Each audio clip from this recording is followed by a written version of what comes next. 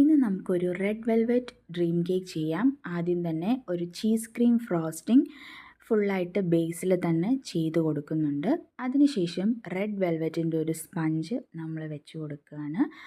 Sponge ഒന്ന് wet ചെയ്യാൻ വേണ്ടിയിട്ട് നമ്മളൊരു സിറപ്പ് ആഡ് ചെയ്യുന്നുണ്ട്. ഒരുപാടൊന്നും കൊടുക്കുന്നില്ല, വളരെ കുറച്ച് സിറപ്പ് മാത്രമേ ആഡ് ചെയ്യുന്നുള്ളൂ. കാരണം ക്രീം ചീസ് വളരെ സോഫ്റ്റായിട്ടുള്ള ഒരു ഫ്രോസ്റ്റിംഗ് ആയതുകൊണ്ട് തന്നെ വളരെ കുറച്ച് മാത്രമേ നമ്മൾ സിറപ്പ് ആഡ് ചെയ്യുന്നുള്ളൂ. അതുപോലെ തന്നെ സ്പോഞ്ചിൻ്റെ മുകളിലും വളരെ വളരെ കുറച്ച് മാത്രമേ നമ്മൾ ആഡ് ചെയ്യുന്നുള്ളൂ. എന്നിട്ട് നന്നായിട്ട് സ്പോഞ്ചിൻ്റെ മുകളിൽ ഒന്ന് സ്പ്രെഡ് ചെയ്ത് കൊടുക്കണം. ഫുള്ളായിട്ട് തന്നെ ഒരു സ്പൂണ് വെച്ചിട്ട് നല്ല രീതിയിൽ തന്നെ നമുക്കതൊന്ന് ഫുൾ മിക്സ് സ്പ്രെഡ് ചെയ്ത് കൊടുക്കാം.